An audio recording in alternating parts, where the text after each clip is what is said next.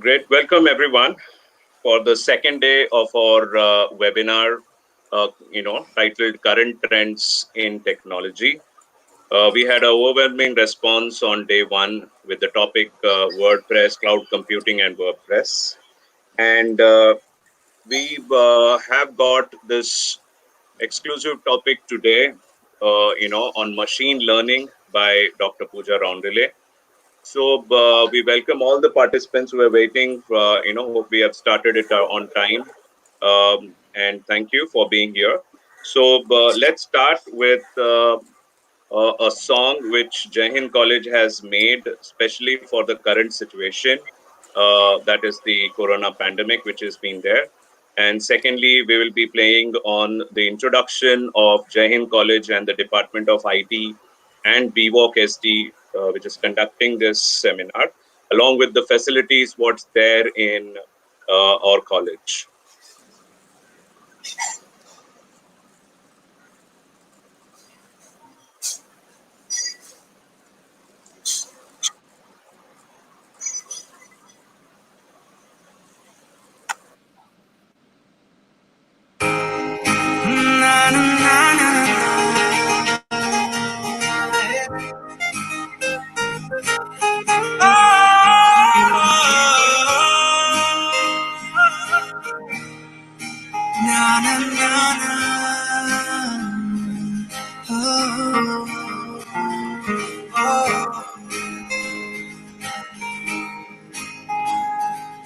मिटाकर हर अंधेरों को वो किरणें लौट आएंगी। मेरे दोस्त तू ना घबरा कि सुबह फिर जगाएगी।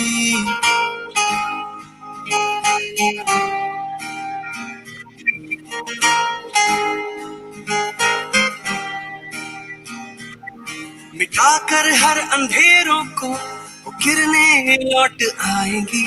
मेरे दोस्त तू ना घबरा सुबह फिर जगाएगी। छाया है जो ये तूफान वो एक दिन थम जाएगा। ना टूटा है ना टूटेगा कभी हौसला अपना। There won't be any sorrow. Webinar.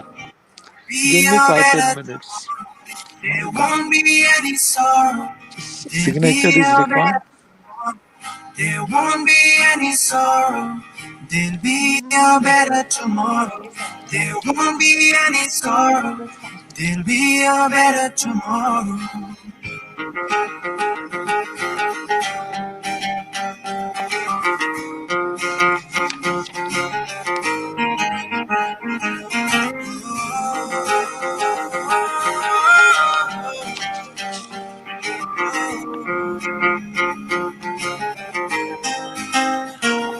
जो पीता है वो सपना था, जो आएगा वो अपना है। ना जो कल था वो उभरेगा, जो आएगा सुहाना है। खिलेगा फिर समा अपना, बहारें मुस्कुराएंगी। ए मेरे दोस्त तू ना घबरा कि सुबह फिर जगाएगी। There won't be any sorrow. There'll be a better tomorrow. There won't be any sorrow. There'll be a better tomorrow. There won't be any sorrow. There'll be a better tomorrow. There won't be any sorrow. I'll come there. There'll be a better tomorrow. मिटाकर हर अंधेरों को किरणें लौट आएंगी। मेरे दोस्त तू ना घबरा सुबह फिर जगाएगी। छाया है जो ये तूफान वो एक दिन थम जाएगा।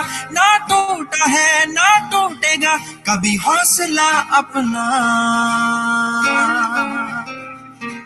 There won't be any sorrow. There'll be a better tomorrow. There won't be any sorrow. There'll be a better tomorrow. There won't be any sorrow. There'll be a better tomorrow. There won't be any sorrow. There'll be a better tomorrow.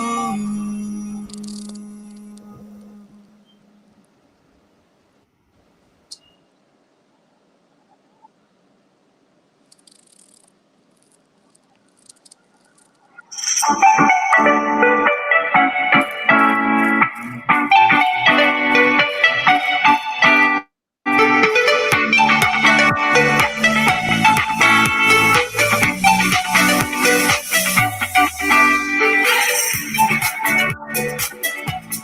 everyone, I'm Krupa Kapadia, a student of JaiHind from the Department of BSc IT. BSc IT has had a very growing effect on me in the past 3 years in all forms of jobs. BSc IT is a study of the field of software development, software testing, software designing, database, computer networking, programming, and computer systems. BSc IT is beneficial as the course provides high practical knowledge as there are hands-on practical life sessions as well as theory lectures, which helps and provides students a better understanding. Course covers basics like C++ to advanced subjects like advanced Java, advanced networking, enterprise networking, as well as cloud computing. It has truly been a great journey. It has helped me outgrow as becoming a better person, more skillful, and more outspoken. When only study and no play makes a student learn. And exactly to make academics fun and exciting, we have our own departments club, .com club. I got this wonderful opportunity to be the secretary of the year 2019-20 for the club .com. It was a cherishable experience and got the opportunity to lead, to plan, and to manage teams. We organized Tech Fest, Cyber Strike, and various other events and activities. I got this prominent chance to lead the club and do a betterment towards social work as well as technical activities. A big thank you to all our teachers and our HOD for this overwhelming support and making me a better person towards academics as well as extracurricular activities. Hi everyone, my name is Navid Govani and I am a student of the 2020 batch of BVoc SD from JaiHind College. BVoc has been a very eye-opening experience. When I joined back in 2017, it was a relatively new course, but it has definitely grown on me. BVoc has multiple different subjects. So there are subjects that are related to IT and computer science, such as Java and C++, your regular programming subjects. But there are also subjects related to other different disciplines that we get to learn, which makes this course a very holistic course. Another thing about BVoc is that it is very easy for people with a non-IT or computer science background to come up to speed, because the learning curve isn't very steep, because it is made sure that our teachers take us through the very basics from the very beginning. And along with all of our theory studies, we also have a very big focus on practicals. So for every software development subject that we study, we have an accompanying practical that we do at least once a week. And this helps us gain a very real world knowledge of the subject that we are learning. Of course, being JaiHind College, there is no dearth of extracurricular activities, and our department also has our very own fest, which is called Cyber Strike. Cyber Strike is the tech fest that you want and the tech fest you didn't know you needed. And it is something that's going to excite the geek in every one of you.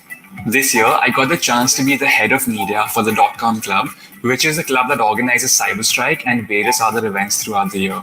It was a crazy fun experience, learning, experimenting, and trying to figure out what's the best, not only for DCC, but also for my team members. And I learned a lot through productive discussions with our HOD, Mr. Wilson Rao, and also from my classmates and friends. All in all, BVoc at JaiHind College is a very holistic package of fun and learning, and I would recommend it to anyone who comes to JaiHind College. All the best, everyone.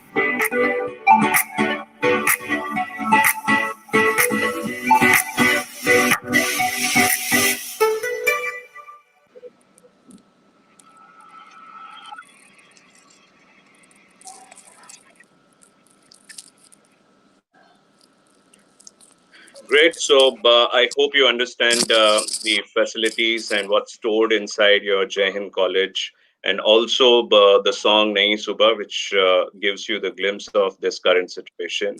And with this, I would welcome our principal sir first to speak about this event and start this day two of this webinar. Principal sir. Thank you, Wilson, sir. This particular webinar is a totally different type, because most of the webinars are focused on the the teachers which are learning certain skills, so that the teachers can impart them, because after the COVID the colleges will open, and then the students may not come to the class, and therefore this learning has to be there.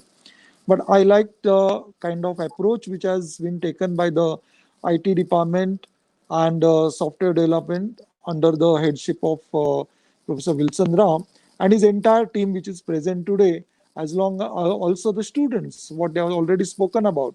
So I don't have to repeat this because many students must have been there yesterday, and therefore they have already heard me. You can see me again today also. I'm wearing the mask because I'm in my office in the JaiHind College, and not like you people sitting at home and enjoying this webinar. So I'm also enjoying the webinar, but I'm part of it, but the office work is still going on. So what I want to say here is that I want to first welcome Madam, because Madam has agreed to give the webinar on a particular topic which is so important. And I don't think it is important only to that of the IT students or the software development, because this is the requirement of today. And so the three different kinds of webinars which are organized under these new trends which are there in this technology world, which is completely changing. And therefore one has to understand what is a machine and how the machine is actually working today.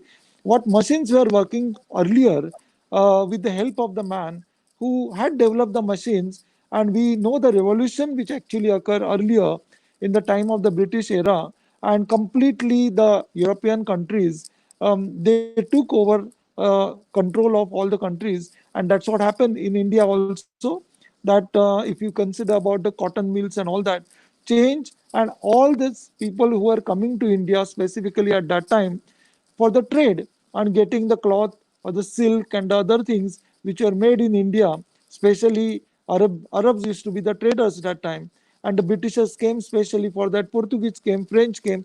But now, after the change in the revolution which occurred, everything changed and the machine came. But today, machine has not remained machine. Today, machine speaks to each other. Rather, your smartphone is a machine which tells you what is right and wrong. If you make a mistake, they underline that particular word. So these changes which are occurring are not restricted. I just want to share that we are today talking about the companies and the automation. Very few companies have gone to the level P4, whereas most of the companies are struggling with the P2. And this particular machine learning, if it is adopted by the companies, then the things will change. Now, people are worried about this, that if the machine learning is there or the machines actually take over, then there will not be job opportunities. I think there will be job opportunities if you learn and understand the machine learning. So, therefore, I'm very glad that Wilson sir has, planned this kind of thing with his team. But I'm also happy that Madam has accepted this invitation and is coming on this particular forum to encourage the students to learn this kind of technology, understand them, and take it further.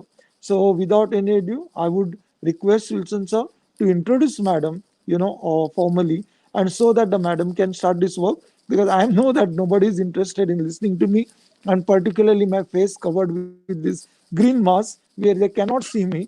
It's difficult for them to gauge it. So, thank you very much, Madam. You are welcome in JaiHind College. When the JaiHind College normalcy returns and JaiHind College starts functioning, we would like you to come to JaiHind College, and we'll share your knowledge and what are the changes you can propose in the JaiHind College. We would like to adopt them and take the JaiHind College in this machine learning or the new trends to another level. So thank you very much, Madam. Thank you so much, sir. Definitely. I Thank you, agree to sir. you with your talk about machines and how industry needs adoption on machine learning and AI. Yes, yes. Thank you, madam. Now, Fatima would introduce the speaker.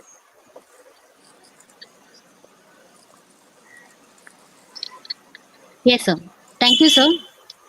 I heartily welcome you all on behalf of BSc and BVoc Software Development Department of JaiHind College to the national level webinar series titled Current Trends in Technology. It's a great pleasure for me to introduce our speaker today, Dr. Pooja Randale. She is a professor and head of MCA department of Sardar Patel Institute of Technology, Mumbai. With having 17 years of experience as an educator and 5 years in IT industry, she additionally published 11 national and 15 global research papers and has one patent register on her name.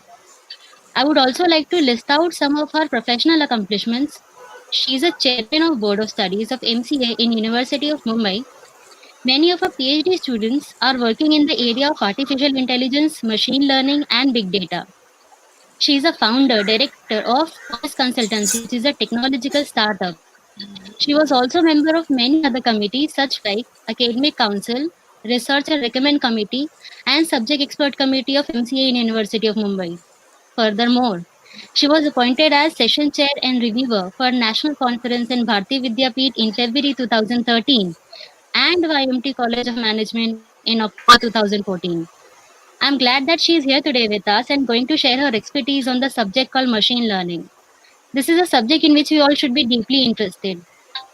The participants, if you have any query, please feel free to ask by posting it in the YouTube live chat box, which would be enabled in the last 30 minutes of the session. So now we are starting our day 2 session called Machine Learning. Please join me in welcoming Dr. Pooja Randale. I kindly ask Madam to start the session. Thank you, ma'am. Thank you, Professor Fatima. So, shall we begin and I share my screen? Yes, madam.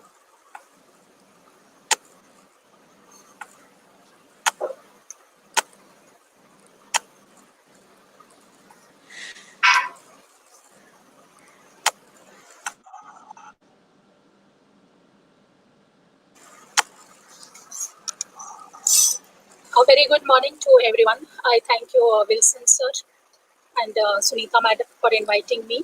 I really liked your video. Nayi subah aayegi, zarur aayegi, and I'm really missing my own campus. Waiting to go back to the campus. Yes. Okay, so we'll begin for our webinar on machine learning. Machine learning and AI, these are the new buzzwords nowadays. And industry has also started adopting the AI, machine learning and deep learning. So today we are going to see what is machine learning, what are the types of different learning, and what are the applications, and we will see the supervised learning in detail. Before we begin, there must be queries in the minds like AI, machine learning, deep learning, data science. These are the words everybody is speaking. These are the areas where maximum jobs opening are there. Industry wants to go digitally. There's a huge market for digital, any business which is going on digital. So it's a great area for any business. And that's why I think all the computer science students and the teacher need to have a shift towards the artificial intelligence, machine learning, deep learning, and data science, because this is the future now. So what is AI and ML difference? AI enables machine to think. So using artificial intelligence, we give a thinking power. We artificially bring a thinking power to machine. And ML provides the statistical tools to explore and analyze the data, which is a subset of AI. Now, machine learning, in artificial intelligence, we artificially provide, we can make machine capable, which thinks like human being. But using machine learning, we make it learn like a human being. So our statistical tools are there. Using those tools, we train our machine, we train the models so that it learns and then it gives us the results. In deep learning, it is also a subset of machine learning. In deep learning, basically, we try to mimic the human brain. AI, we want to mimic machine think like brain. In ML, how human being learns, we make our machines capable like working and learning like that. And in deep learning, we mimic the human brain. And the branch, the data science, which is a buzzword nowadays, data science is a technique, it is a tool and that uses all AI, ML, deep learning. It uses statistics, probability, linear algebra, and come out with the different patterns, and it enables the businesses to take decisions. So it is basically nowadays a powerful tool for decision making. So here it is depicted in the pictorial form. Yeah. So artificial intelligence, we can see here.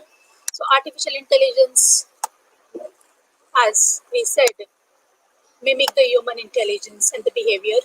Machine learning is the subset of AI, and we explicitly program how machine learns. And deep learning is a subset of machine learning. So here neural networks are used, multiple or multi-layer neural networks are used for converting your machine, which will work like a human brain.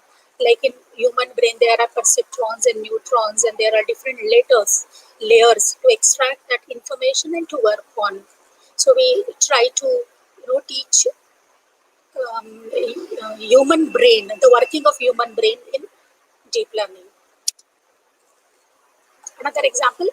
So we as students of and the faculty of computer science, so we know like the businesses need digitally transformed. So the businesses use computer, IT, and there are ERPs, there are MIS, and there are so many other solutions for the businesses. And that's why we do the software development. So whenever a business and computer IT comes together, there is a software development. And mathematics and statistics. So using the mathematics and statistics and these tools along with these computers, IT programs and algorithms, there is a machine learning. So when mathematics and businesses together work, it's a traditional research or basically the analytics. What the businesses need. Businesses need a lot of analytics, a lot of understanding in different areas, and that comes from the mathematics and statistics. And with everything, this is the data science. So data science at the core, and here where the machine learning sits. So machine learning sits between the mathematics, statistics, and computer IT. So algorithms and the softwares. So what is the definition? How the machine learning is defined? So Professor Herbert defines machine learning as learning is any process by which a system improves performance from experience. So it talks about the improved performance which comes from the experience. Machine learning is concerned with the computer programs automatically improve their performance through the experience. So here we expect our machine learning algorithm, our machine learning program to learn automatically from the previous behavior and from the experience, and also the new data is provided. So it learns basically. So I just want to compare the traditional programming. In traditional programming, there are rules and there is a data. So for example, if we want to write down a program for displaying prime numbers or generating prime numbers from 1 to 100, then we have to form the rules. We need to chalk down an algorithm and logic which will calculate all the prime numbers from 1 to 100. So we have a proper flow chart, or we have an algorithm. So we have a set of rules which will work on the data, and we write a program on that. So these rules, nothing but the programs. We write those rules, we programmed it, and we give the input. So here we give a number n, which will test it whether it is a prime or not, or it will give one range from m to m. And then your computer works on those instructions which we have programmed in the program. So it works on this instruction, it works on this data, and it generates the output. So this is how our traditional programming is there. So in traditional programming, you need a logic or a rule or a set of instructions which knows what steps to take, and then it works on the data. But then how is machine learning? So machine learning is a little different, not little, it majorly the differences between this. So here we had seen that the rules and the data is the input. But here data and output goes as an input to the computer, and then it learns the rules. Means you give data as an input, you give output as an input, and your machine produces a program or a set of instructions or the rules or the logic. So this is the thing. So when we relate the previous example, here we will give the data, means we will give all those numbers which are prime and which are not prime, and we want to test any number, and this computer or the machine learning algorithm will learn itself what is the logic, what these numbers, how they are related to each other, and then it will learn the logic behind it, and it will tell us the logic, and it will tell us this is nothing but the prime number logic, and it will tell us how to calculate prime number based on the data and input. So how is machine learning? So ordinary systems with an AI. So we design ordinary systems with AI. We give a lot of input and the logic, but machine learning will take that input which has come through your AI algorithms, and also it is expected to learn. It is expected to predict. It is expected to improve the performance as and when it grows. I want to give here one example, which is a very, very general example of our day-to-day life. So, for example, there's a small baby of few months, 5, 6, 7, 8 months baby, and it doesn't know anything. It doesn't know the names of the object. It doesn't know the colors. It doesn't know anything. It doesn't know the grammar, the language, and anything. But it learns. And how does it learn? For example, the baby is crawling, and father comes and says, "Bring that thing to me," and that is nothing but a ball, but the father says, "Bring it here, bring that here." So the baby will understand, okay, that object which looks like a round shape, the name of the object is that. So this is the first learning of the baby. Then the mother comes and the mother says, "Bring that ball here, bring the ball here." Then the baby learns another thing. Okay, so that round shaped object, somebody said it is that, and now someone is saying ball. So here is the learning happening. So it thinks that the name of that object is that, and the name of the object is ball also. But then after few persons call it ball, the baby learns, okay, this is a ball, and the object name is ball, and this is how the learning happens to a baby. It also learns that the word that is used with everything, the word that is used with every toy, and then it learns it is nothing but a preposition, so that can be used with any object. So this is how it learned that word, it learned ball. Then someone comes and tells baby, "Bring that yellow ball, bring the yellow ball." Now it is again confused because the yellow ball. And then when it learns, someone says, "Bring yellow bat, bring yellow flower."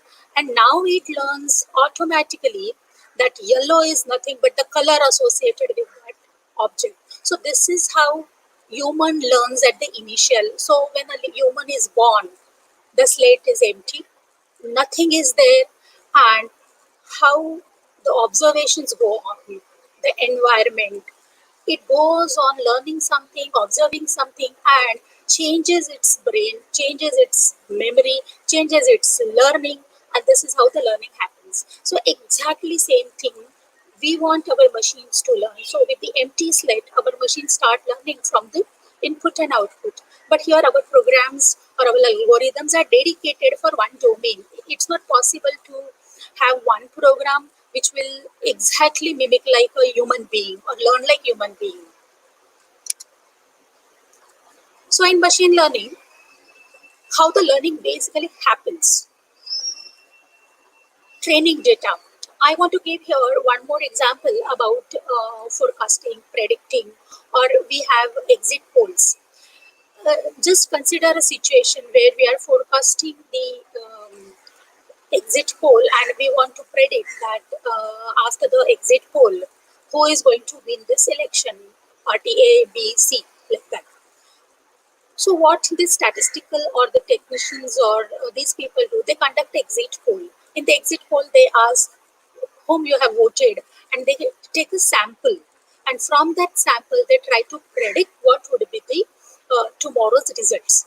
Now here we have to see to it, suppose the sample size is 5%, and all the 5 people belong to one family, and you are asking the same family whom you have voted, so probably everybody would say party A, and this is how you may predict that the party A is going to win. This is not the right thing, because when you are doing or taking a sample, a proper procedure of sampling has to be taken. Otherwise, you are going to miss, or you are going to make a mistake in your predictions. So there is a proper way of sampling. Means you have to take the sample over the demographic area, over the different ages, where different populations, the people having different education background, working different sectors, metro cities, rural, urban, like that. So if the sample is coming from every area, we call it a multidisciplinary or a versatile or a veracity. So a sampling coming from every area, and that to the sufficient sampling size, we can forecast, and then we can predict something, and then we can say that now the prediction will have minimum mistakes. We call it error. So lower the error, better the prediction. And error rate will be lower when you have maximum sample and the maximum variety of the sample. So we call that as a training data. So if you want to predict something, you need a data for that. And if your data is right, perfect, it qualifies as a sample, then we can train our model. So here basically we take the training data, and then we identify feature vectors. Now I'll explain what the feature vectors are. Feature vector are nothing but the features or the functionality of the things. So for example, we want to have a model which will recognize a rose flower and a hibiscus flower. Suppose I want to generate a system which learns automatically and which classifies the flowers in hibiscus flower and a rose flower. So in that case, I may be giving the mathematical input as a training data, or I can give it the images. So maximum images of rose flowers and hibiscus flower, and this features vector will actually turn it into a the features, like when it is a rose, what are the possible colors, how the petal looks. In a hibiscus flower, what is the shape of the flower, what is the orientation, how does a leaf look like. So these are nothing but the feature vectors. If it is a car, then what is the orientation, what are the possible colors, how many doors, what are the sizes. So you have to have such a training data, sufficient training data, then it is used for extracting the features. So it learns the features, and then the algorithm is generated out of that features. And once the algorithm is generated, it models it. It fits into a particular model. So it uses a lot of mathematics and calculations and the computations for generating a model. Now this model is ready, and once the model is ready, now it is a trained model, or the model has learned something, and now it is ready for working. So this was the learning phase. In learning phase, the model learns and gets ready for itself. Inference from the model. Now once the model is ready, we can test the model. Now model is ready to identify whether the flower is a hibiscus flower or a rose flower. So now we want to take a test of this model, whether it works fine, or we want to launch our model in public. So test data is given as an input. Then from the test data, same feature vectors are identified. So it may be an image, or it may be the mathematics, or it can be anything. Then the feature vector identifies the features, and it gives that as an input to the model. And this is the model which comes from here, which was already trained on such a kind of a data. And then that model predicts, and it may be a prediction of your election. It may be any kind of a prediction. The way you train your model, it will behave, and it will give you the output. It can be prediction, it can be classification. It depends on what kind of a trained data and what kind of a algorithm you wanted to train this model. So this is how basic learning of the algorithm. So this is how the machines are learning, and after learning they are used for the prediction.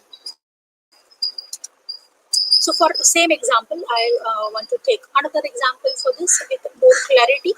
Now I want to train my model which will identify or which will classify these different vehicles. Means my algorithm or my program should classify whether the object is a bicycle, or it is a shape, or it is a car, or it is a plane, kind of a thing. So if my algorithm, I want a trained algorithm which works on such a kind of input, so I have to give such a big size sample data and I have to train my model. Now what happens, as we have seen here, feature vector. So here we identified feature vectors from the training data. So the feature vectors are calculated or generated out of it. So that this cycle, then it learns, okay, two wheels and this kind of the lines and this kind of the seat, this kind of the handle, this, that. So all those feature identification is done. It is properly put in the mathematics, and also a label is given as a bicycle. So if you see this kind of a shape, and you have to train with the different pictures of cycles, front view, back view, top view, some other different shapes or colors of the cycle, and then the feature vector is generated. So same thing, it will generate for all type of vectors. So once this is given, your algorithm is now learning and it is calculating and it is now ready for the inference. So this is the model you have built on this kind of a feature vector. Now whenever you want to test, so give one kind of a image as an input. So we want to test our model on this data. So we will give this as an input. It will extract the features. So it will see how many wheels, how is the handle, how many doors, etc., based on that image.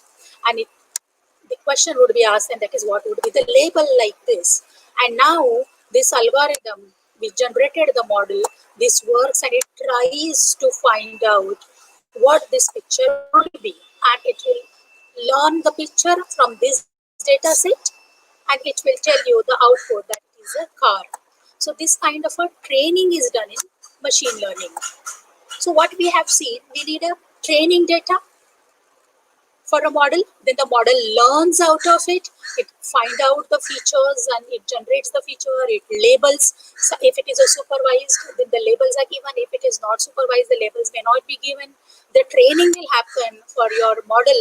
Once the model is done, we can have that model, and now it is ready for the predictions and giving the output. So this is the general way machine learning algorithms work.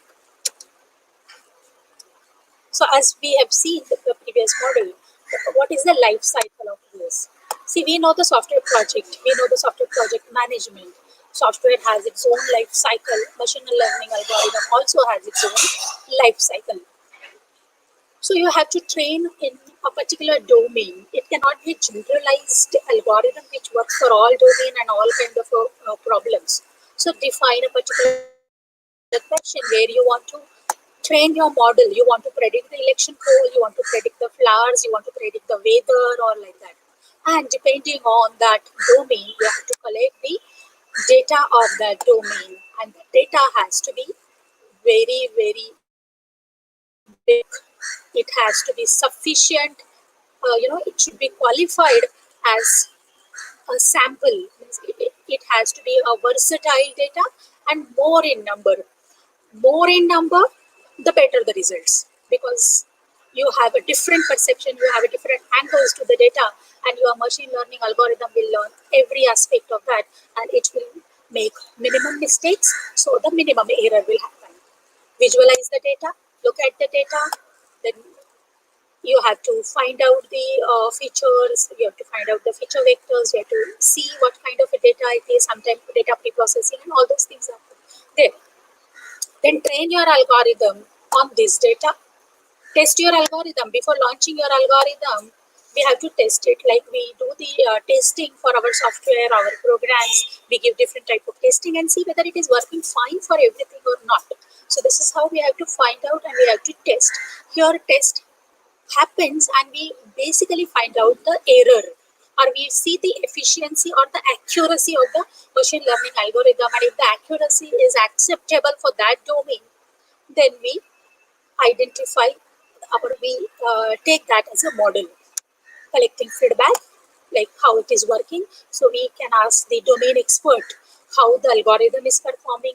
For example, if you're writing an algorithm which will predict or which will diagnose a particular disease, then you need to have that as a domain. You should collect the data of that medical diagnosis field. If you want to work on diabetes, you need a diabetes data. You have to train your algorithm, test the algorithm, and you have to actually talk to a dietitian who certifies your algorithm. Yes, it works like a human being. So you need a domain expert to verify whether your learning algorithm is performing right or not. And then refine the algorithm, then test it and perform this loop, step number 4 to 7, until your results are satisfied. And then you use your model for the prediction. So this is the life cycle of a machine learning algorithm. Why machine learning algorithm? Dr. Ashok, your principal, also said that it's the need, it's the future. And that's why we need, as a student or as a teacher, we have to research in machine learning, AI, to equip our industries to use this technology. Why? Because automatically adopt and customize themselves individual users, discover new knowledge from large databases like data mining, and so we can have predictions like this market basket analysis, which is very, very famous. Diapers and beer are kept together in the malls, because when the fathers on Sundays go on shop or the weekdays go on shop for diapers, it means that they are going to do babysitting, and that's why diapers are there along with the beer. So this is one thing. Ability to mimic human and replace certain monotonous tasks which require some intelligence, like handwritten characters, recognizing the handwritten characters, speech recognition. So these are the ways where we use machine learning. Develop systems that are too difficult, expensive to construct manually because they require specific detailed skill, knowledge turned to a specific task. Now, if we have a very minimum domain experts in particular area, we need a machine learning algorithm. So before we finish with the domain experts, or we run out of those domain expert, we can acquire their knowledge and we can train our machine learning algorithm so it will mimic like a human expert or your domain expert. Why now? Very clear. Because the flood of the data available, you must be seeing in every website, every chat groups and all, how the COVID data is available, and lot of calculations and data analysis go on the COVID data, and they predict. So every day there are predictions, and as per the prediction, June and July would be the it will surprise us, or in fact shock us with the mishaps and all that. So that how it comes. It comes with the statistics, mathematics, and a machine learning. We have a computational power, so definitely our computational power can be used. Multiple processors, GPUs can work and do those computations to get the predictions. Growing progress in available algorithms and theory developed by researchers, increasing support from the industries. Now industries are moving digital. They require for their business decisions, they require their decisions to be taken based on their sales, their marketing, and we can get those data visualization and all with the help of machine learning algorithms. So these are the machine learning applications in image processing, computer vision, marketing, diagnosis, bioinformatics, medicine. So these are the areas where machine learning can be used along with these areas, and it does wonders. To mention a few, like virtual personal assistants. Nowadays your mailboxes, they have become intelligent, and they help you. So whenever you try to reply a mail and you write dear, it will complete a dear sir, comma madam. It will write the name whom you have received the mail. So it will replace that with the name of the sender. So these things are happening. So it can also be a personal assistant which will assist you for your day-to-day works and the repetitive task. You can, definitely give it to the personal assistant, which is nothing but a machine learning algorithm which works for you. Then the predictions while commuting. So if you are traveling from place A to place B by Uber or by any cab, it predicts the time. It predicts the roads, which particular route is shorter, or it predicts the fare. It predicts how much time you are going to take to reach. So these are the predictions. And how does that algorithm know that this much time it will take? It is based on the input at that particular moment, how many vehicles on that route, and what is the speed of the other vehicles. So based on those data input, it predicts. Video surveillance. So video surveillance, like you see on the roads, on the malls, in the shops, there are CCTVs. Those CCTVs are the eyes, and it is watching, and it can be used whenever there is a fraud or you see a malicious kind of event happens, or a thief enters into a shop. Then your machine learning algorithm, which sits behind your CCTV, can identify whether the thief has entered or not, just based on the activities, the facial expressions, how the thief is, having the face expressions, or the movements of that particular person. So we can use machine learning algorithms to detect certain malfunction or the frauds. Social media services. You see, when you enter into any online shopping platform, let it be Amazon, Flipkart, or something, and you have seen one kind of a product and you do not buy, it learns that this was the person who has already seen this kind of a product, and now he is a potential shopper for this. So this your recommendation systems or your online shops will learn that these are the customers you can sell or push your products, and they are the potential buyers. Also in social media services, it identifies, it profiles the people. So on a social media like a Facebook or the Instagram, the way you behave, it learns. The algorithm sits behind it, and it learns what kind of a person you are, where you enter, where where's your house, every day where you go, what kind of comments you give to your friends. So who are your friends? If you recommend, say, a pink top to another girl, then it learns that, okay, either this girl likes pink top or that girl likes. So it learns about your liking, your behavior, and everything it learns. Another thing is detecting your mail, whether it is a spam or ham, or better it is a malware. So it reads all your mails, and it helps you to identify whether it is a spam or not based on the previous mails. Online customer support. Nowadays, customers' behavior can be tracked, and you need not ask customers explicitly what they like, what products they need. So this customer support system can be created along with machine learning. So it learns everything about the customer, and you need not ask each time calling customer about the feedback and everything. So just by observing the customer's behavior, a machine learning algorithm learns a lot of things. Search engine result refining, search engine optimization, or the way you are putting a search. You write one search and your friend writes another search. The results will be different. The results, what are earlier results we have seen on the search engine, it will see what kind of a person you are, and based on that, the results will be given to you. Also, what kind of a person you are Based on that, the product recommendations will be given to you. If you have given a feedback about comedy movies and you have recommended comedy movies to others, the algorithm learns that you are a person who enjoys this kind of films.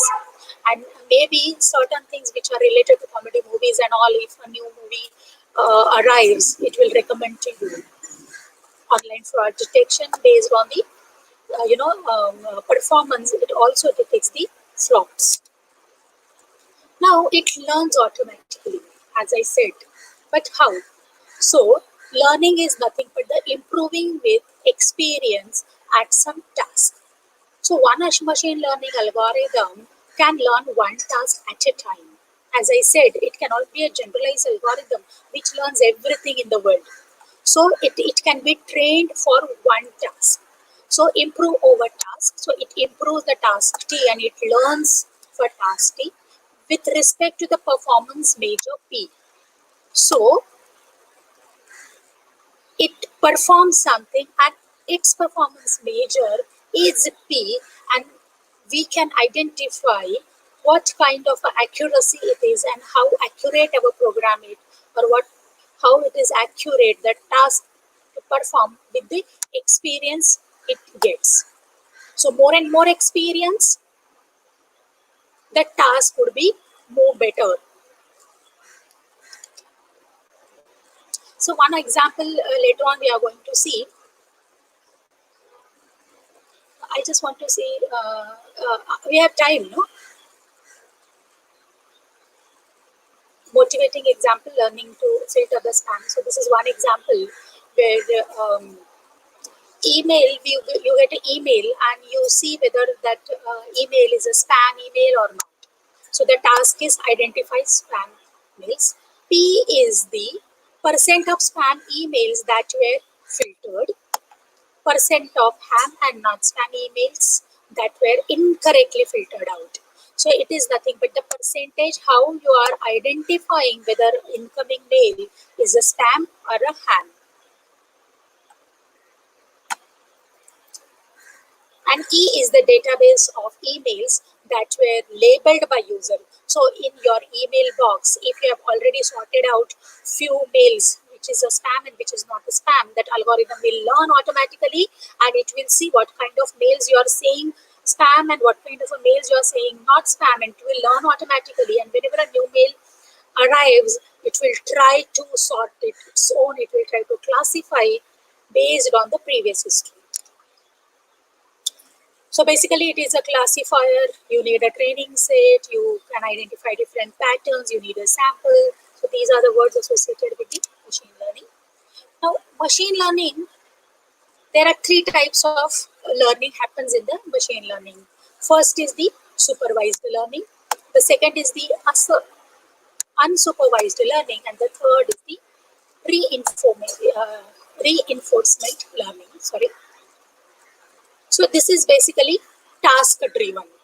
So either regression or classification, these are the different tasks in supervised learning. In unsupervised learning, it is basically data driven and clustering kind of algorithms are used. These are the algorithms. It learns react to an environment. So there are rewards, there are the states, it changes one state to another state and it gets reward or it gets some penalties. Today we are going to see the supervised learning. Under the supervised learning, we have seen the regression and the classification. So we will see what the regression is and what the classification is. So as I said, machine learning, it has three learnings: supervised learning, unsupervised learning, and reinforcement learning. In supervised learning, classification and regression. So where the classification is used, identifying fraud detection, image classification, customer retention, diagnosis.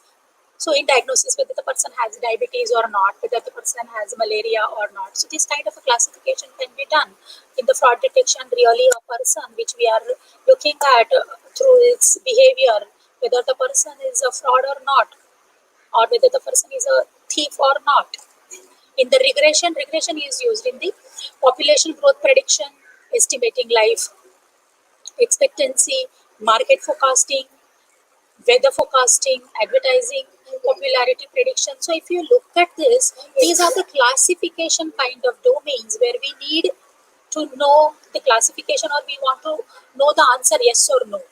These are the things which is something like predicting, estimating, forecasting. So whenever we want to do some prediction or the forecast or the estimates of the prices of houses or the car or something, we use regression.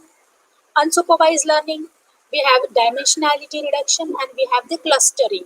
Now, unsupervised learning, as we have seen in one of the diagram, in supervised learning, there are trainers or there are some labels. For example, a teacher teaching one particular course. So teacher is a supervisor and supervisor tells student, okay, you have to learn this topic, these are the topics which are important, these would be the questions in the last exams, so prepare like this. So that is your supervised learning. In unsupervised learning, student thinks something and learns, it doesn't know what subject to learn, how to learn, where is a course material, it just goes on learning. So a clustering comes in unsupervised learning because there are no labels, no supervisor to teach. So it learns automatically and it tries to categorize the things and it makes the cluster. So recommender system, different recommendations which are given on either social media or shoppings and all that. Targeted marketing and customer segmentation. So if you want to work your machine learning algorithm is the kind of a thing where clustering, you want to put it in the clusters, like you want to identify who are the movie watchers who like comedy movies or action movies. So you have a lot of data of the users and you want to segregate that, you want to make it, put it in some classes or put it in the cluster. So these are the people like motivational films or patriotic films or comedy films like that. So when we use clustering algorithms and reinforcement algorithms are used in a different area: real-time decisions, robot navigation, learning tasks, skill acquisition, game theory.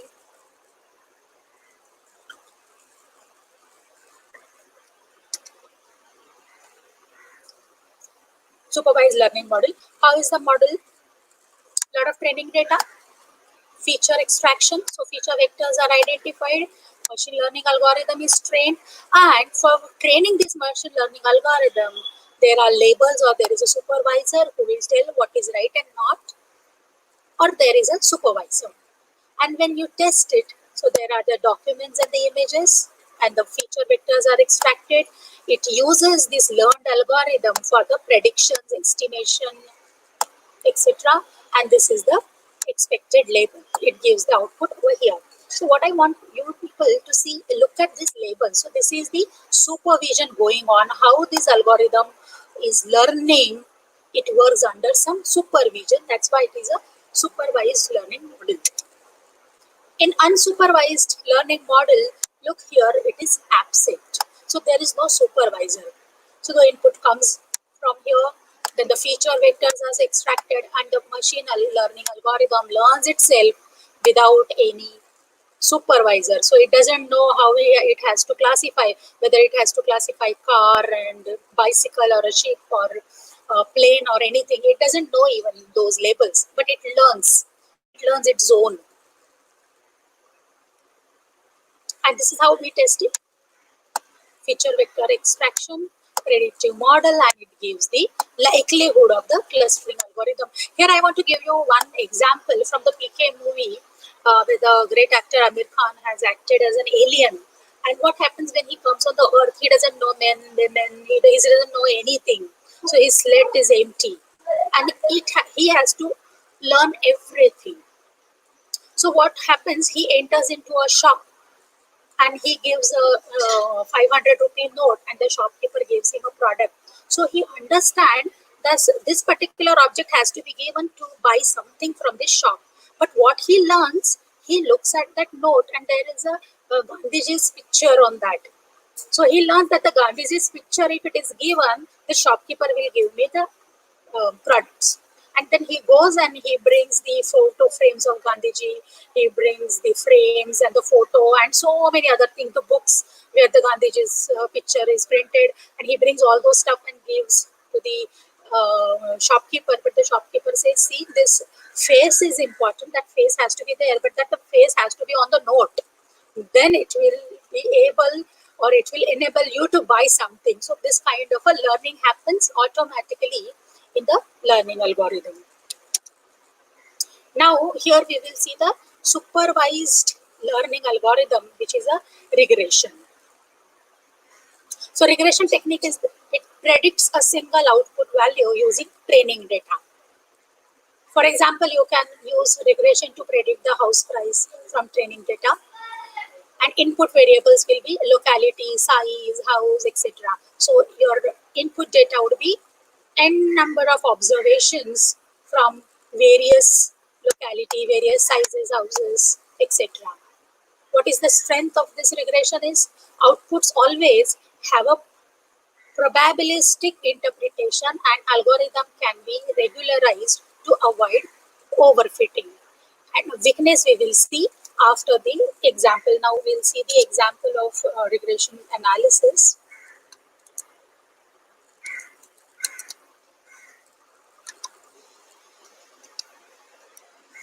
So look at this. How is a regression happens, or the machine learning algorithm is trained?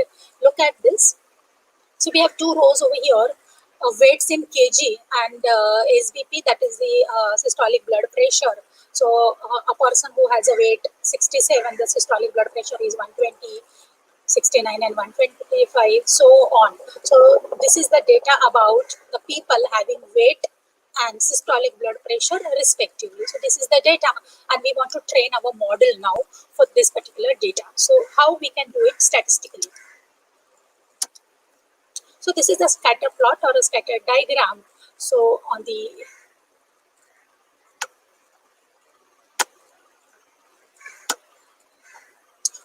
x-axis, this is the independent variable. That independent variable is the weight in kg. On the y-axis, there is a dependent variable, and that is a systolic blood pressure. So on this, we are plotting those points which we have seen here. So these are the points which are plotted in the scatter plot, and these are the points.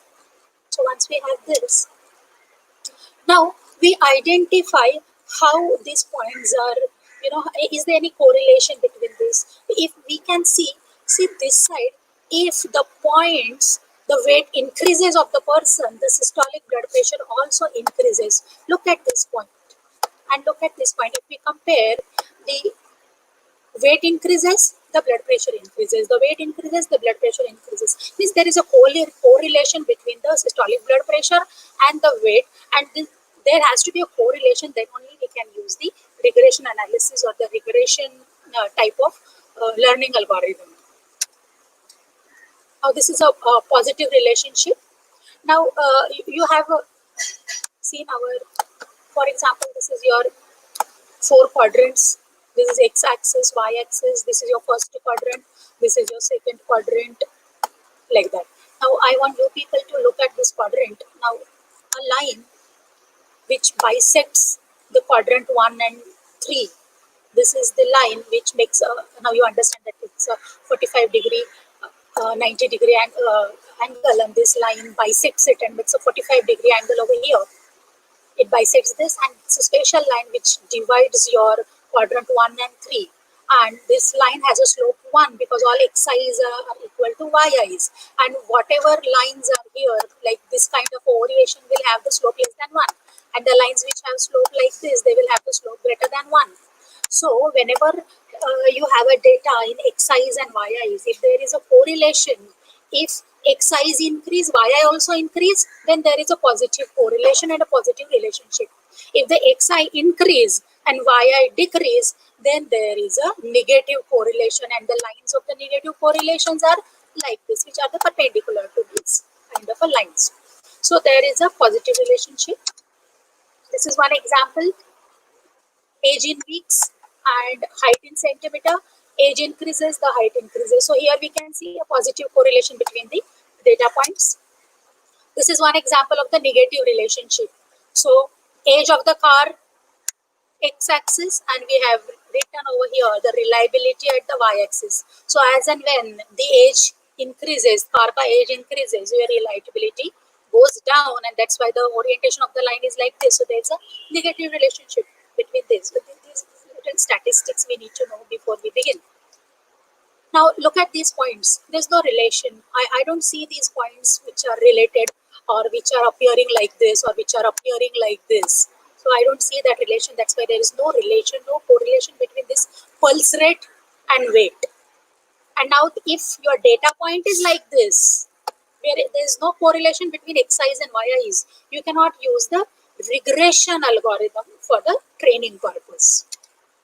Now regression analysis, what is the regression?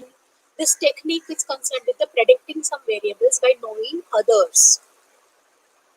So if we have xis and yis given, if we have given the 10 data points, and then we can identify 11th data point.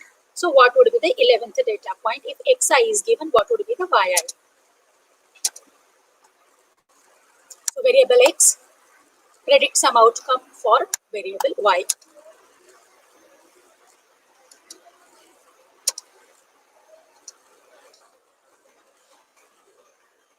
A linear relationship between these two variables, it identifies, and it's a straight line.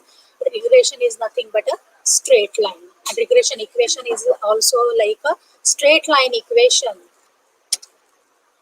Now look at this regression. So these are the points, the weight and the systolic blood pressure, which we have seen in the example.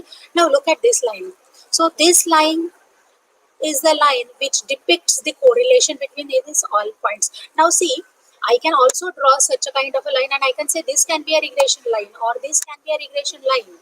So I have to identify, I may say that this is the regression line, but then I have to identify a line which is the perfect line which describes all these data points. So I have to find out the difference or the distance between every point to this line. Now suppose I say this particular line, how it behaves. So I have to identify the distance between this point to this line, every point to this line I have to identify. And when I take this entire distance of all the points, I will see the sum of the squares of all the points and will identify one line which gives me the better fit or which gives me the less number, or you can say this particular distance from point to a line has to be minimum for all the points. With the average distance from a point to the line has to be minimum. So such a line is a regression line. So this white line is the line. If you take the sum of the squares of the distances, this will give the minimum, and that's why this is the regression line. And once we train our model like this, so the equation of the line becomes the regression. So it has to be a best fit. Now as we have seen, if this is the line has the equation, and in a straight line equation is always y is equal to mx plus c, right? So it is a plus bx, where b is nothing but the slope and a is nothing but the y-intercept. So we can calculate the function in y, the function which is written in x, by using that line, and we can predict. So how do we calculate slope? Slope is nothing but in the next slide we will see what is the slope. See, y is equal to a plus bx, and b is nothing but the slope of the line, and this line is nothing but a regression line. And suppose you ask this particular model, once it is trained, and you draw here one point, and then you, with respect to this line, then you identify, give a value of x, and it will predict y for you.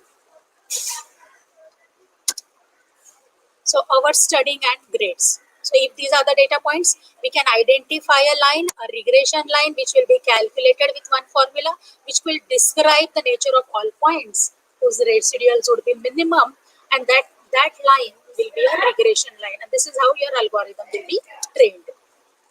So we'll see here one example. So predicted final grades in the class. Look at this. number of hours spent studying. So these are the hours: 2 hours, 4 hours, 6 hours, 8 hours, 10 hours. And this side we have final grades in the score. So if you study 2 hours, how much grades you will get.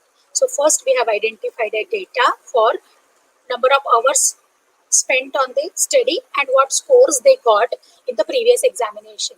So once we have this data point set, we will try to identify the future prediction. Okay, so once we have this, we will identify a line. So this is a best fit line, and the line equation will be a regression equation, and using this equation with the help of the slope and the slope intercept, we can calculate the value for any exercise which is not given here, so we can predict it. So predicted final grade in the class would be y is equal to mx plus c, right? So y is 59 if we want to find out mx slope, and then plus c is a y-intercept. Now, someone who studies for 12 hours, how much score it will get? So final grade would be, you have to only substitute the value of x and you will get the value of y, like this. So y is equal to mx is the regression line equation, and we can substitute that. If someone who studies for 1 hour will have this much as the score. Now we'll see one example over here. A sample of 6 persons was selected, and we have this particular sample. Will go fast as at the time. Yeah.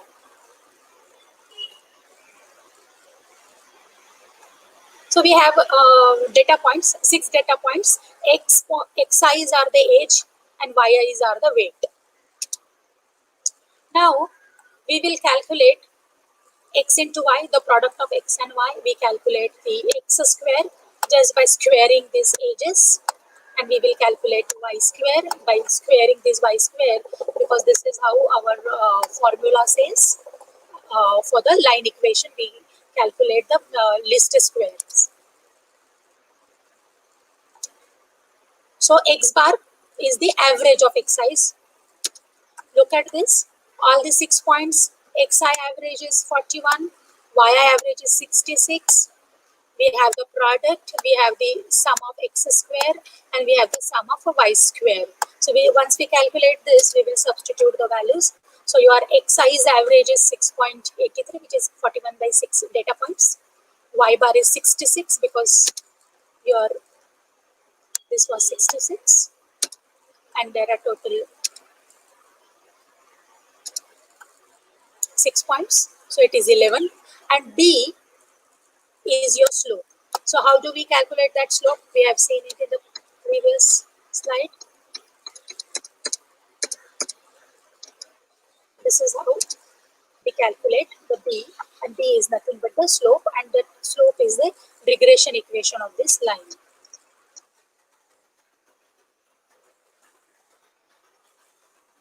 And the regression equation becomes 11 plus 0.9 x minus 6.83. Now whenever you substitute the value of x, now you have got here the regression line equation. So once the line equation is there, you can substitute x is equal to any value, and its respective y value can be calculated through this. So when you substitute x is equal to some value, you will get the output. So here the x value is 8.5. So if the weight is 8.5, what would be the if the age is 8.5, what would be the weight of the child? So it is 12.50. If it is 7.5, what would be the weight? It would be this. So once we have a regression line equation, so this is your regression line equation, which is a straight line equation, which is the best fit amongst the all points. You can calculate. Now here you are doing the predictions. So this is how our algorithm has learned if xi's and yi's are given, where xi's are the your age and yi is nothing but the kg or the weight in kg. So once we have some data points, your algorithm will learn, and then it will use that learned thing, and that learning happened here with the algorithm, and that learning was nothing but this regression equation. Now, with the help of this regression equation, it is ready for prediction. So this is how your statistical techniques are used for machine learning. Now, once this machine learning algorithm is done, this is used only for predicting YIs for this kind of exercise. Now, it will not predict your election poll or any other disease or something. Okay, so this algorithm is trained only for predicting the weight in kg when the age is given as an input. So this is another example, but we will go little fast. So there are 12 data points. So these are the 12 data points. We have an age and a BP. So how to predict the BP if the age is given? So we need some records to train our model. Then we can train the model. We can identify, x, then the summation of x, then the y and summation of y, then the x square summation, y square summation, the product of x and y sum, etc. So once we have this, we have a p value, which is our slope, and we get a regression equation by substituting the values. So this is our regression equation. And now we go on substituting this x value, and we can identify the blood pressure, BP.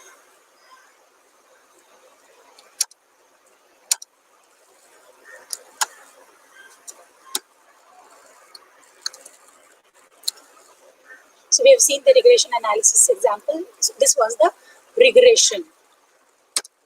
Now we will understand the weakness.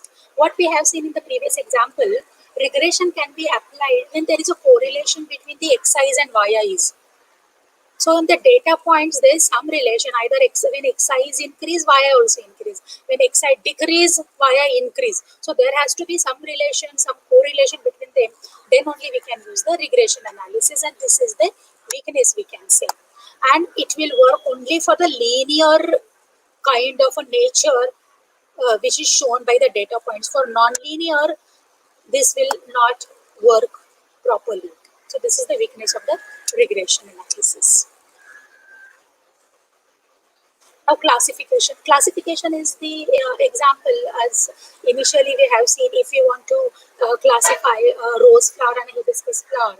So your machine learning algorithm has to learn to classify something, and to learn it needs the data. One classification algorithm, I will have a quick review for the classification algorithm. So in the classification algorithm, it also needs the data. This is one example where your email server and your inputs are nothing but the different mails you receive and how you have sorted out your previous mails.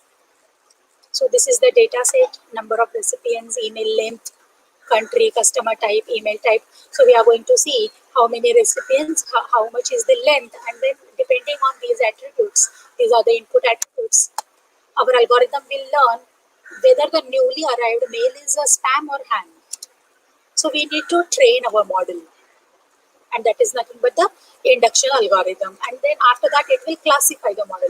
So when we train, it has to learn whether to make it a ham or whether to make it a spam. So after algorithm is trained, it will behave, and as we have seen, the accuracy of the algorithm matters. So for example, you have a classification algorithm on the CCTV and the video surveillance, and you want to identify the public, look at the public, and you have to exactly identify a person who has a behavior which looks like a thief. And in this case, if your policy is that you can suspect a normal person, but a thief, you should have the high accuracy. Means suspecting a person who is a thief has to be 100%. But it's okay if a person who is not a thief and you identify him as a thief, so your surveillance system may have certain more conditions seen for him, and maybe you have another system which will really verify the person is a thief or not. So there comes the accuracy. So your algorithm has to agree first what kind of accuracy it needs. Whether you have to qualify that person to be a thief has to be 100%, or it is okay if you call a normal person thief and a thief as a normal person. You let go a thief as a normal person means your algorithm is detecting only 60% normal person as a thief and 60% thief as a normal person. So what kind of accuracy is acceptable for you? First, we have to think on that. Now here, this is the analysis of the classifier algorithm, which classifies whether it is a spam or ham. So look at this. The blue is not spam and red is the spam. So if your algorithm classifies all your hams as ham, means it is 100% correct. If it classifies all your hams, but some amount of 33% as spam it is calling as ham, or ham it is calling as spam, then how to calculate the accuracy? So for example, for this particular thing, it is an error because you're calling that spam as a ham. So here, this particular thing is the error. So we have to see how our algorithm performs when it actually runs. So look at this linear classifier. So this is x-axis, it is a new recipient mails, and this is the email length. So based on it is a new recipients or based on the email length, you can classify these particular mails whether it's a spam or ham. Now all these blues are the hams and reds are the spams. Now we have to identify how to classify it. So we need a particular model which will classify these points whether it is a spam or ham. So for example, this line. So I draw this particular line. So something which is below this line, this side of the line, I call it as a spam, and something which is this side of the line from this, so this entire thing which comes in this classification, I call it as a ham. So I have to identify this particular line which classifies them. Now look at this. Now I want to detect this. So it comes at the right side of the line. So I would detect this as a spam. Now I showed you one line. This can be another line. So this can be a line of classification. There can be some other lines of the classification. So we have to identify which is the perfect line for classification. Now in this example, look at this line. This is also one line of a classification. These are the several lines of the classification, but which is the best? So we have to identify the line and we have to define the margins, how much we allow to make an error. And this is the function for the classifier. This is called the SVM. And this SVM is the thickness of the lines, or this is the particular span of all those allowed lines which exactly classify all your data points. So I will take you to the accuracy of this. Now, what happens? A mail which is a spam or a person which is a thief, you are identifying a thief correctly is a true positive thing, or you are identifying a spam which is really a spam is a true positive. And this entire thing is called as confusion matrix. Confusion matrix is used to calculate the accuracy of your learning algorithm, which will tell you whether your algorithm is performing well or not. So if a person is a thief and your machine learning algorithm false is a thief is a true positive. If your person is not thief and your machine learning algorithm says it is a not thief, then it is a true negative. But then if your person is not thief and you call a thief and you call it as a thief is a false positive. If he is a thief and you say he is not a thief, then it is a false negative. So all your predictions are either of these four things. So either you are putting in the class true, negative, true, positive, false positive, and false negative. So how do we calculate the accuracy? Now out of 100 judgments, you made 100 judgments of recognizing a person who is a thief and not thief. Suppose 80% of not thief, you are recognizing it correctly. And if there are 10 thieves and you really found out that those are the thieves. Means you have recognized them correctly. So these are the 10 numbers. Means you had a 100 predictions. Out of that, 80 predictions are the true negative and the 10 predictions are true positive. And you realized that you called somebody as a thief, but he was not a thief. Then it is say 5%, and you called somebody as a not a thief, but he was a thief. Then if it is a 5, then how do we calculate the accuracy? The accuracy is calculated as true positive plus true negative divided by true positive plus true negative plus false positive plus false negative. Means you have to add up 80 plus 10, that is nothing but the 90, and divided by 100, because you made 100 observations. So out of 100 observations, what you calculated is 80 plus 10 as 90. Means your 90 observations were correct, and that's why your accuracy of the algorithm is 90%. So you have to first decide what has to be the accuracy of your algorithm before you start training your data set. And if your domain expert says, no, this cannot be, the accuracy has to be high, and then you have to retrain your model, you need more records, more data points to train your model. You go on training your model till the acceptable level of accuracy is achieved. And then your machine learning algorithm is accepted. Once your machine learning algorithm is accepted by your domain expert, now it is ready for working. And then you can launch your machine learning algorithm maybe for predicting a person who is a thief, or predicting your mail which is a spam or not, and then you can attach it to your products and use. So what have we seen today? We have seen the classification and we have seen the regression. Classification is this thing which classifies spam, not spam, or classifies a thief and not thief. And we have seen the regression, which is the kind of a line equation and which predicts something. So classification and clustering look similar, but the technology is quite different. We haven't seen clustering, but clustering is putting the records into a particular classes.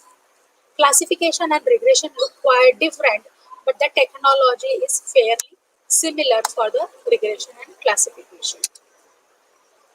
This is what we have seen today. Supervised learning. So we take inputs, we do the training, and we get outputs. I just want to speak about reinforcement learning.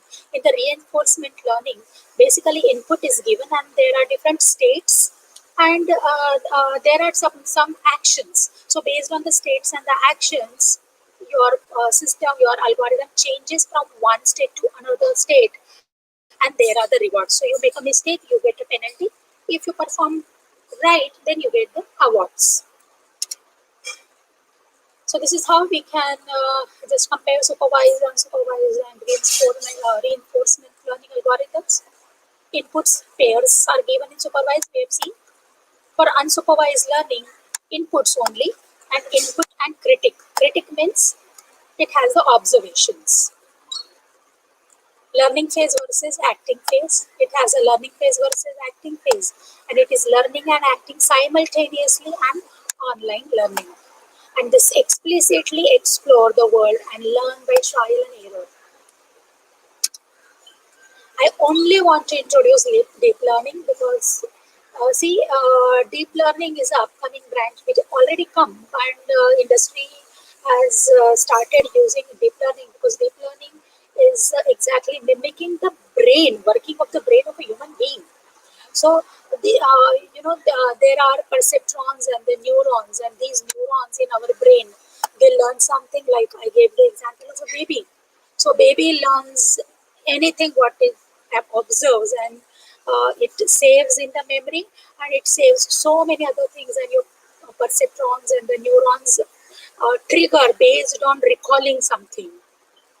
And there are different layers, and human being has a very complex nature of neurons and perceptrons and antennas, but we can mimic this layer. So there is an input, and there are hidden layers of these neurons, and they learn, they are trained, they observe, learn from the mistakes and everything, and they give the output. and here it works as a human brain. I just only wanted to tell you that the deep learning is the future, and once you are thorough with machine learning, 1 hour is not sufficient to be a master in machine learning, but hope I made a justice only to make you that what is machine learning, what are the types of machine learning, and how do we train it. And that's not the end of the presentation, and that's not the end of the machine learning, but it's a new beginning. Thank you.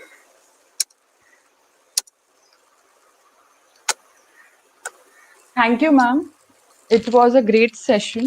You explained all the concepts very well by giving live examples. So there are questions coming up from the audience. The very first Okay. question is, which are the best programming languages to perform machine learning and deep learning? Yeah, Python is one of the powerful language we can say for machine learning. Our programming is also there. There's a MATLAB. There are many Octave, and these are the languages which can be used for machine learning and also for deep learning. But the Python and R programming are open source, and Python has proved to be a very powerful. There are many libraries and the packages coming along with the Python. And as we have seen the linear regression and the classification, there are libraries and the packages already. The things are implemented there, and you have to only take it as a library and provide the data. You have to have a data which can be, the training data and the data for the testing, and the things are done. But I want students to know about the learning mechanism, learning algorithms, and then use the ready-made packages. Before knowing all the logic and everything, using the ready-made packages may not make you a good analyst and good machine learning programmer. Okay, thank you, ma'am. The next question. Any authorized websites from where data sets can be downloaded? Yeah, Kaggle is one of the data set, and there is a government website. I just missed the name, but there are government website, is a Kaggle website, and there are many more websites where you can download the training data sets, and you can train your model on those data sets, because you need a huge data for training your model. If the data is more in number, better are the predictions and the learnings happen. Okay, thank you, ma'am. Next question. Is finding out the error or loss important while doing ML? Yes, see, it basically depends on the domain where you are applying it. For example, you are working in the health related something. For example, you are trying to diagnose a person, and based on that diagnosis, you are giving a treatment. So, and you are playing with the lives of the people and the human being. So that time, your accuracy of the algorithm has to be very high. Another thing, the example which we have given, if our organization feels that no thief can be no thief should leave my mall if he is doing a wrong thing, but I'm okay if the normal people are suspected. In such a thing, that confusion matrix which we have seen, so false positive and false negative, we have to work on that. And that line which we have seen, the classifier line, that line has to be shifted so that you get maximum false positive and not the false negative cases. That's why the accuracy plays major role. It depends on the domain, it depends on the domain expert, and the basically your question and the problem statement. Okay, thank you, ma'am. Next question. How to ensure that your model is not overfitting? See, we have not handled that topic over here. Underfitting and overfitting. So, for example, you have a cartoon of a cat, and you try to recognize that as a cat. That is the underfitting. And the overfitting, you need a proper, complex algorithms to ensure that your model is not overfitting. Okay, thank you, ma'am. What should you do when your model is suffering from low bias and high variance? See, right now the biases and all those things we have not seen in this. So when we have a high bias and low bias, we can adjust it based on the inputs and the weights which we are providing. Generally, Okay. the bias when we give to a model, when we are training our model in a deep learning, and then we have a neural network with the different layers. We have to give the different bias, and we have to give the action for triggering it. It comes with Okay. a lot of inputs. Okay. Thank you, ma'am. What are cases in which unsupervised learning is used? I didn't get you. What are cases in which unsupervised learning is used? Yes. See, when there is no teacher or when there is no supervisor or nothing is there to tell you what should be done and how it is labeled. For example, if you are training an algorithm which will classify between two flowers, same example I will take, um, rose flower and hibiscus flower. So you will give the input with a lot of pictures of the flowers, and along with that, the input would be okay, this is a hibiscus flower, this is a rose flower. So you are giving the label to the training algorithm. Means training algorithm knows this is the image, and this, if such a kind of a image is there, it is a rose flower. If such a kind of a image is there, it is a hibiscus flower. But now this is a supervised learning. In unsupervised learning, there are no classes given, there are no labels there.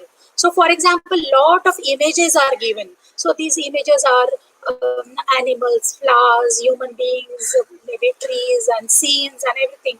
And you want your algorithm to learn and detect the algorithm and detect the object, which Mm-hmm. is the animal, whether it is a horse or if there is a flower or if there is a fruit, what kind of a fruit it is. So it initially it has no classification, it doesn't know the name of the objects or anything, and it starts learning. And if when it sees the watermelon, then it will understand, okay, if this kind of a thing is watermelon, it doesn't know the name of the watermelon, it will say one cluster, then it will say berries, so berries are small, so those fruit it will extract and it will make another cluster. It doesn't know that algorithm that it is a berries class. Then it will see the flowers, so all kind of a flowers it will relate it and put it in another cluster. So there are the areas where training, or there is no label for the training. So for example, you have a lot of data of users, internet users or the shoppers. You don't know how to put them in the category, but then you observe their behavior and put on them in different categories, and it's possible that one particular person can be put in different categories. So for example, you want to identify the categories of male and female on the shoppers. So you have a data of 100 users and you want to categorize male and female. So that learning algorithm will look at the behavior, it will see kind of behavior, and then it will put it in the male category and the female category. Also, if it observes certain different patterns of the behavior, it will classify those users as, okay, these are the users who like comedy movies, who like action movies, so these would be the clustered. So one particular record or one particular data point can belong to different clusters, it's possible. So there are no initial labels and the trainer given while learning the algorithm or training your algorithm. So there we used unsupervised. Okay, thank you, ma'am. How important is mathematics in relation to ML? Mathematics is very, very important, as we have seen one of the picture where mathematics, statistics together, our algorithms and computer science is a machine learning.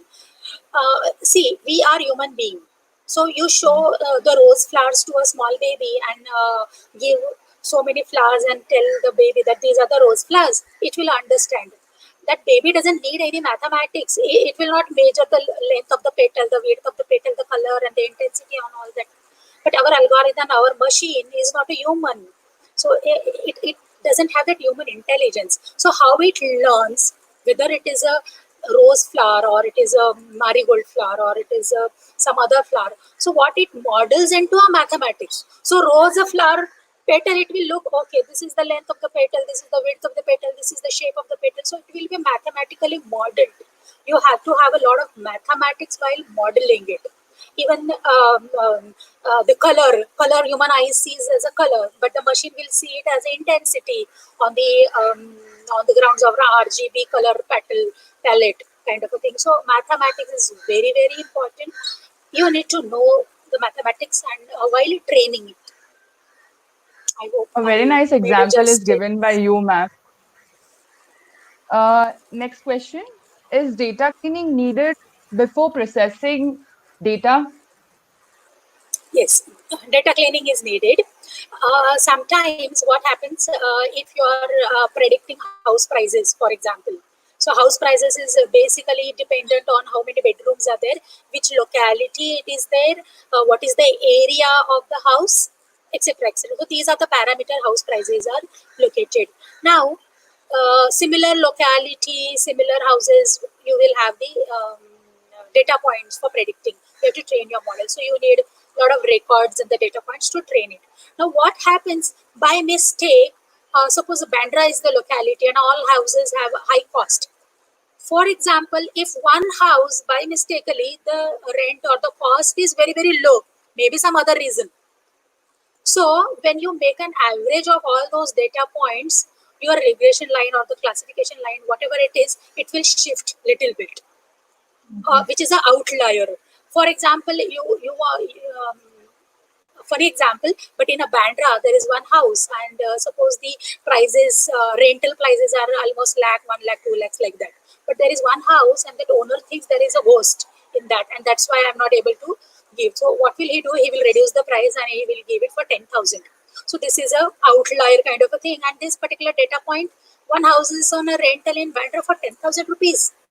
So that is a very, very low cost, and such a point if used for training your model, which is an outlier, which is a shift from that line, which is a regression line, that will play its role and your entire cost function will shift. But that is not the true record, or that is something because of something else it happened, but it will change your regression lines equation, and that's why your prediction will go wrong because of the outlier points. So that's why sometimes we take those outliers at both the sides, and we cut it down those outliers, and we take the maybe 90% of this. So 5% this side, 5% that side of the outliers are removed. It depends again on the domain and the question, of which question you want to solve and train the algorithm, and the middle records are taken for predicting that line, so your prediction becomes better and error free. Okay, thank you, ma'am. How do ML engineers tackle the problem of not having enough data to develop an ML model? See, data has to be there. Initially, you can have minimum data and start training your model. One is getting the, as in starting slides I had mentioned, when you want to predict, the election outcomes, and you don't have a record, or you don't have sufficient voters poll, then your prediction will go wrong. You have to have a data. You have to identify, tackle a data. You can have sensors of whatever type of your data. You can get the data, and you can learn it along with it and add up into the data. So you have a data, and then whatever you have a training data initially, you can have a complete as a training data and the less test data. And once your model is trained, you can have another test data, or out of that, maybe 25% or 10% training data, test data, you can use for the training purpose. Okay, thank you, ma'am. Can you tell us something about TensorFlow? Yeah, I didn't get your question. TensorFlow. Yeah, TensorFlow. TensorFlow, yeah. TensorFlow is the package which comes with the Python. Now, this TensorFlow gives you the ability to train your model. You have to give the data. For example, you have a data. Suppose you have 1 million records, or you have 100 records. So out of that 100 records, maybe you use 50% of the records for training your model and 50% for the testing model. TensorFlow allows you to train the models with that data, and as I showed you some examples, TensorFlow will minimize other pains of training the model and all that, and it will be offer you the library so that your as a data scientist your burden would be reduced, your functionality would be reduced, and you can train your models efficiently with the help of TensorFlow. Some of my Okay. PhD students are working on TensorFlow. I haven't used the TensorFlow, but I've seen the presentation. They're working how they do in the TensorFlow. But myself, I have worked so far in Python. Okay. Thank you, ma'am. Can we use linear regression for time series analysis? Time series analysis. Yeah. But what do you want to predict in time series analysis? Can we use linear regression for time series analysis? See, we can. Regression is used for all those situations where you have the points and there is a correlation, and the relation is a linear relation. So if there is a relation which is other than linear or a non-linear relation, regression won't work. So for example, if you see the COVID data, and there are the different type of curves for different countries. Now, it sometimes it is exponential. You see some type of normal distribution. So they are the curves. Their linear regression will not help. Where the data points have linear, correlation, or there is a positive or a negative correlation between the xi's and yi's in your data, then really linear regression is used. Okay, ma'am. The very last question. Is it possible to achieve 100% accuracy in supervised classification machine learning? See, basically, what happens? Accuracy is measured. Accuracy can be made better and the better and the better. For example, I will only ask you one question. What is the probability of a coin when I toss it? What would be the probability of getting head and tail? So we say 0.5% and 0.5%. But when we actually toss, what we get is either head or tail. Correct? Even the weather forecast and all those things, have we seen that the 100% accuracy? So whenever our weather forecast labs say that it will rain and it never rains, when they say it will not rain and it rains. So we can't ensure 100% accuracy, but we can definitely go nearer to the accuracy, because there is a possibility of outliers in your training model, and whatever data you are testing, you never know what kind of a data at the time of testing will be tested on the data set. But it can be made accurate and accurate, closer to the, leading towards 100%, but not exactly 100%. Okay. Thank you so much, ma'am. You have given There a is live examples during maybe question and answer session as well. Yeah, yeah, sir. Madam, there is a live question on the screen also. If you can see, there are some questions. If you can check, can you read that? Should I read it? Yeah, What are yeah, read it. softwares used for ML? Data samples, authenticity, how can it be checked? Yeah, I can see Where this. can we gather the data As because many as don't share uh, their data? it's a repeated question. See, um, there are multiple softwares which are coming in, but unless and until you identify core of machine learning, you cannot apply. As I said, you can use Python, you can use Octave, you can use R programming. There's a TensorFlow. There are many softwares. MATLAB is there. There are many proprietary softwares also available, and that enables you more features. If the software is proprietary, there are more features, and it's very easy to train your models. Project Okay. examples are many. You name the area, and machine learning can be used there. Like all kind of predictions, all kind of which you want to classify, or anything, your different type of recommendation systems. All these are the examples where you can have the projects. Okay. Thank you, ma'am. Okay. Thank you, Dr. Pooja Rondale. It was a wonderful session. We appreciate the efforts and the time you have given us. I also thank our principal, Sir Dr. Ashok Wadia, our department coordinator, Professor Wilson, all faculties and students technically helping us backstage, and to all our participants who were present today. Dear participants, the feedback link is shared on YouTube chat box and Telegram group. It is mandatory to fill the feedback form in order to receive your certificates. The link will be active only for 1 hour once the session gets over. Participants, please note the link for tomorrow's webinar would be shared 30 minutes prior to the session. Stay safe. Thank you. Thank you so much. And I would be interested in knowing the feedback once you are done with that. Yes, And, madam. Yes, madam. yeah, for any you. offline queries, you can send me the mail for the queries.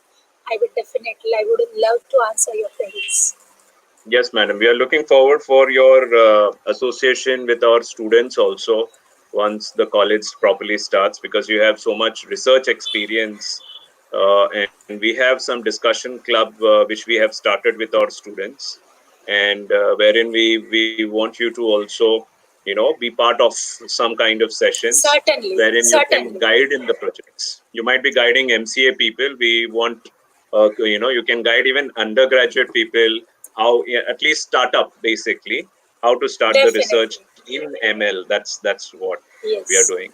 And also Definitely. we are starting with an MSc course, madam, with TCS, that's called as Okay. MSc in Big Data Analytics from this Oh, August. very Okay, good. so looking forward to your association there also, because a lot of ML and deep learning topics are there. So thank you, madam, for a nice session. Thank you, my team, Thank you for so much, everything. and all the best for your future endeavors. Thank you, Thank you, thank you, ma'am. thank you. Thank you, So, sir.